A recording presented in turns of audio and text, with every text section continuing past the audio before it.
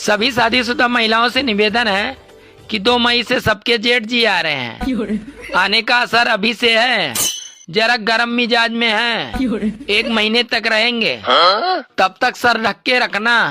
हाँ। बताइए वो कौन सी सब्जी होती है जिसको काटने से पहले धो सकते हैं लेकिन काटने के बाद धो ही नहीं सकते? काटने से पहले धो सकते हैं, काटने के बाद नहीं धो सकते हाँ, हैं। काटने के बाद धो ही नहीं सकते उसे। बैगन की सब्जी। बैगन को काटने के बाद ही धो। अरे गोल्ड छोड़िए मोदी जी, यहाँ तो गोल्ड फ्लैग भी मांग कर पीनी पड़ रही है। आपने मुझे गोल्ड खरीदने के काबिल समझा, इसके लिए आपका बहुत बहुत धन्यवाद।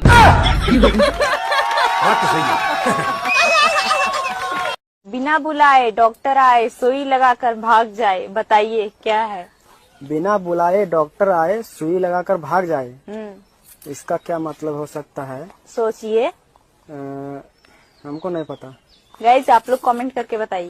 अच्छा तो तुम प्यार करते हो मुझसे? हाँ। क्या कर सकते हो मेरे लिए? तुम चाहे मेरी जग लूट के देख लो, मैं किसी को नहीं बताऊंगा। मोदी जी ने 10 रुपए की झाल मुड़ी में पूरे बंगाल को जीत लिया। अगर 10 रुपए और खर्च कर देते तो साला बांग्लादेश भी आ जाता।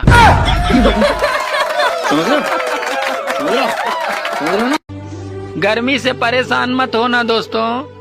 जिस तरह कुछ दिन के लिए हमारे घर साली आ जाती है और कुछ दिन रहकर वो वापस चली जाती है, ठीक उसी तरह ये साली गर्मी भी चली जाएगी।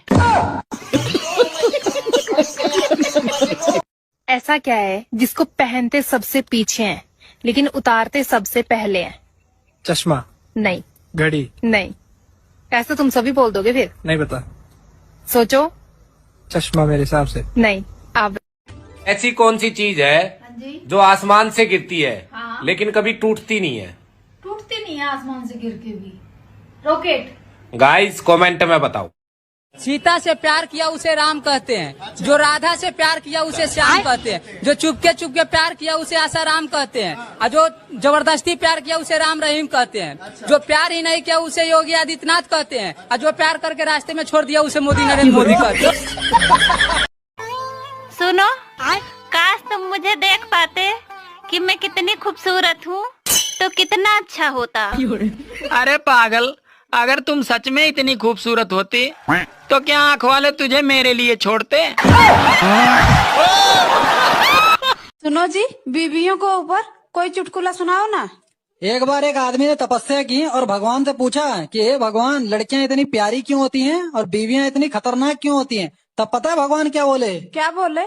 भगवान बोले, भैया लड़कियां मैंने बनाई लेकिन उनको बीवी तुमने बनाया, सालो तुम्हारी समस्या है, तुम ही झेलो। मजा लो। अरे जा, मुझे किसी की जरूरत नहीं है। अरे जब मैंने अपने दिल में रहने वालों के जाने का अफसोस नहीं किया तो घर से जाने वालों की परवाह क्या करूंगा।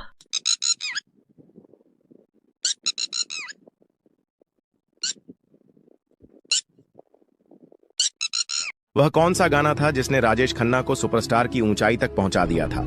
फिल्म थी हाथी मेरे साथी, और उसका एक गाना ऐसा चला कि आज भी लोग दिल से गाते हैं। लेकिन क्या आप जानते हैं, इस गाने के लिए पहले चुना गया था किशोर कुमार जी को।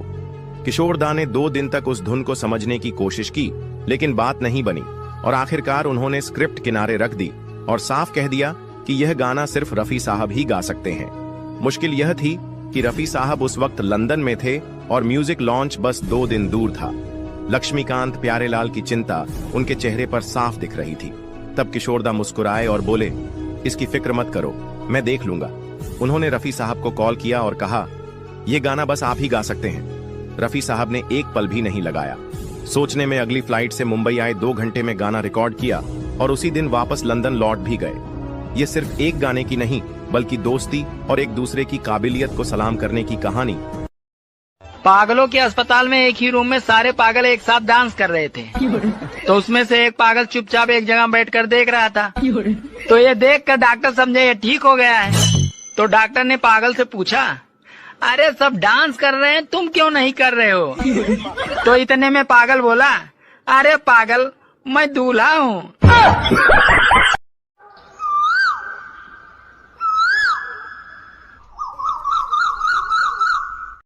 एक ढोल वाला शादी में ढोल बजा रहा था, तो उसके ढोल पे दोनों तरफ महिला के फोटो लगे थे। ये देखकर एक दादाजी बोले, अरे बेटा तुम तो सुंदरता के पुजारी लगते हो। ये सुनकर ढोल वाला बोला, सुंदरता की कोई बात नहीं है दादाजी, दरअसल बात ये है कि एक तरफ मेरी सास की फोटो है और दूसरी तरफ मेरी बीबी की। घर पे मौका मिलता नहीं, इसीलिए यहाँ दना दन बजा देता हूँ। एक दूल्हा विदाई के समय तब घबरा गया जब उसकी सास ने उससे कहा, बेटा अपना ख्याल रखना और हमें माफ कर देना। कितना कमा ले तो ये सब पूछते हैं, मगर कैसे कमाते हो साला कोई नहीं पूछता। जिस लड़के की शादी के लिए लड़की देखने उसका पूरा खानदान जाता है, अरे वही लड़की शादी के बाद अकेले ही उसके पूरे खानदान को देख लेती है। बीबी और बेइज्जती भी दोनों अजीब चीज हैं। अच्छी तभी लगती है जब वो दूसरे की हो। सुनो, 2 किलो मटन ले लूं? अरे ठीक है ले लो, 2 किलो है या 4 किलो, पर मेरा दिमाग न चाटो। अरे कम लूं या ज्यादा लूं, इसीलिए पूछ रही हूँ, क्योंकि तुम्हें ही छीलना है। यार ये बता, शादी में 7 फेरे लेते समय चक्कर तो नहीं आते? अरे उस समय नहीं आते, पर शादी के बाद जिंदगी भर आते हैं। ससुर जी आपकी बेटी ने तो नाक में दम कर रखा है। अरे बेटा मेरे बारे में भी तो सोच, मेरे पास तो उसकी भी माँ है। सुनो, हाँ? तुम तैयार होने में बहुत टाइम लगाती हो, और मुझे देखो मैं 2 मिनट में तैयार हो गया। अरे मैगी और शाही पनीर में यही तो फर्क होता है।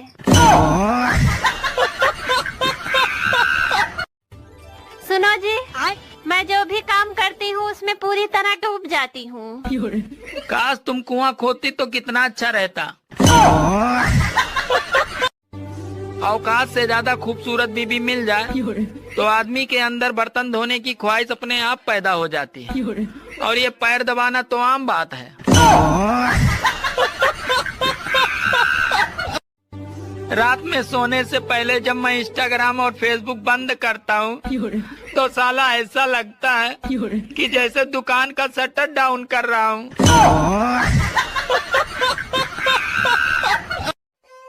अरे ना प्रेम पायो और ना ही धन पायो, साली एक बीबी पायो और उसमें भी दिमाग कम पायो।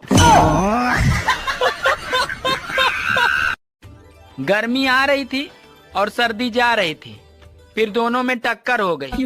अब दोनों को याद ही नहीं आ रहा है कि कौन आ रहा था और कौन जा रहा था।